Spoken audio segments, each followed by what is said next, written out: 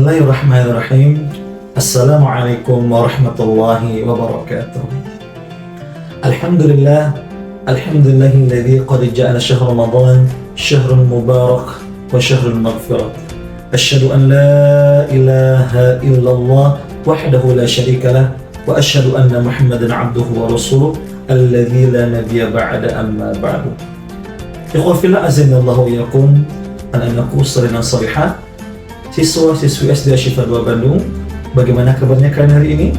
Tentunya semoga Allah Subhanahu wa taala selalu senantiasa memberikan kesehatan, memberikan kekuatan kepada kita semua untuk selalu senantiasa bisa melaksanakan saum di bulan ini secara sempurna. Amin ya rabbal alamin.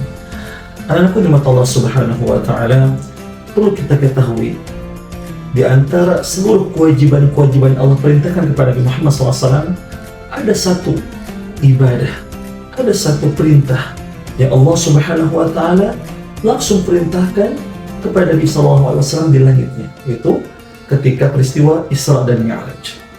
Tentu Allah Subhanahu wa taala di sini langsung mengundang Nabi SAW ke langit ke-7, bahkan ke langit Sidratul Muntaha, tempat yang tertinggi, dengan izin Allah Subhanahu wa taala. Anakku dirahmati Allah Subhanahu wa taala, artinya ibadah salat ini ialah ibadah yang agung, ibadah yang penuh dengan keistimewaan. Tentunya salat ini bukan hanya sebatas rutinitas saja. Tentunya ibadah salat ini juga, bagaimana sabda Nabi SAW, ya imaduddin, fondasi atau tihannya agama.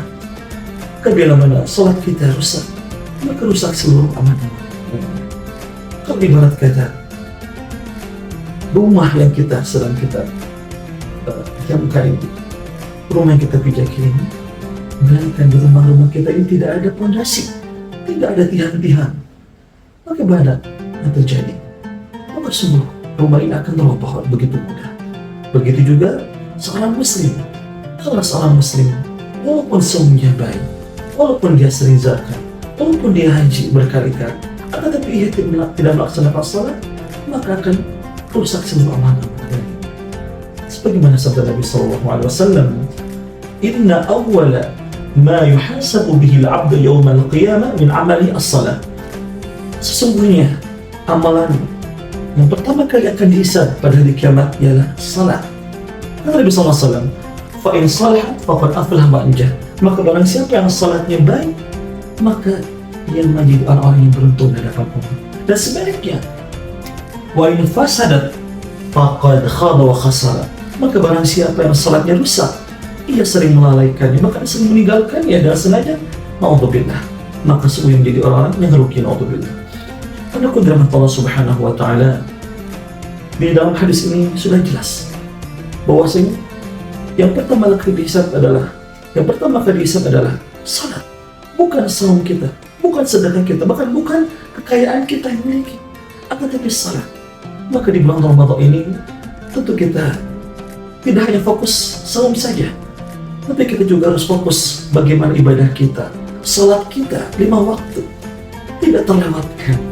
Dari salat subuh, salat duhur, salat asar, salat maghrib, sampai salat isya.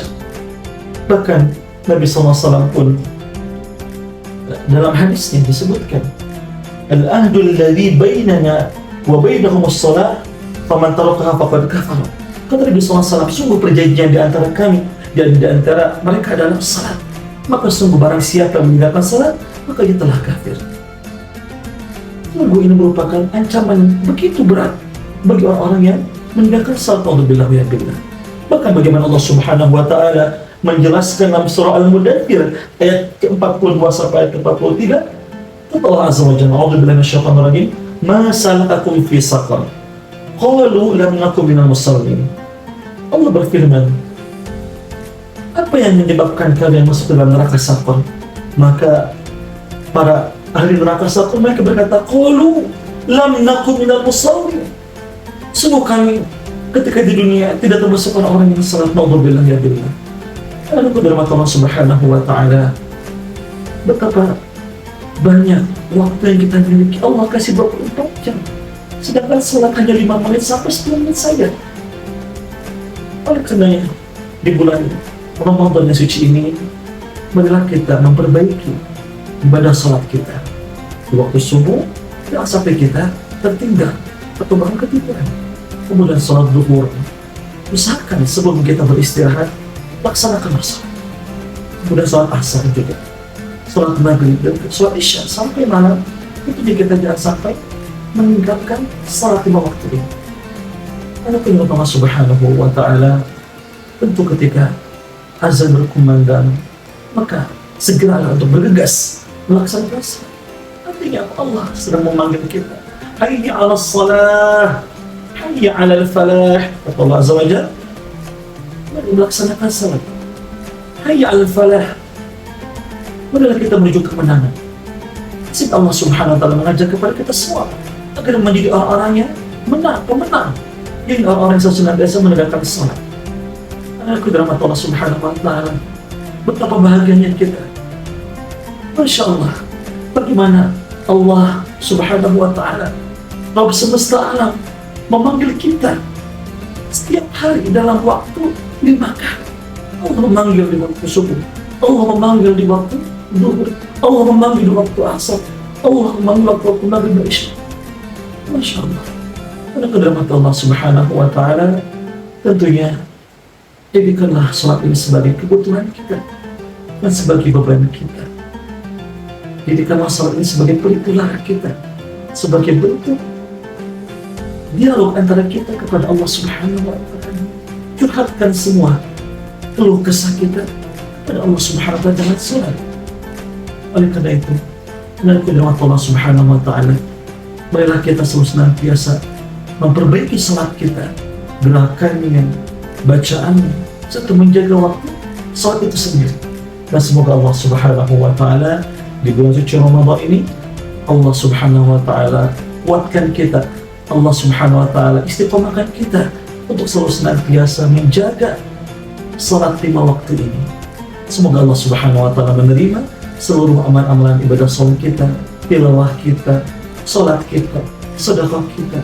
Dan semoga Allah Subhanahu wa Ta'ala menjadikan kita, wabil khusus siswa-siswi SD Syifa Bandung, Allah jadikan menjadi generasi Quran, generasi Rabbani, generasi yang selalu senantiasa cinta Al-Quran, cinta salat, dan cinta masjid. Amin ya rabbal alamin. Terima kasih anak Allah SWT atas perhatiannya.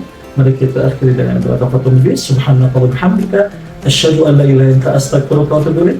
Assalamualaikum warahmatullahi taala wabarakatuh.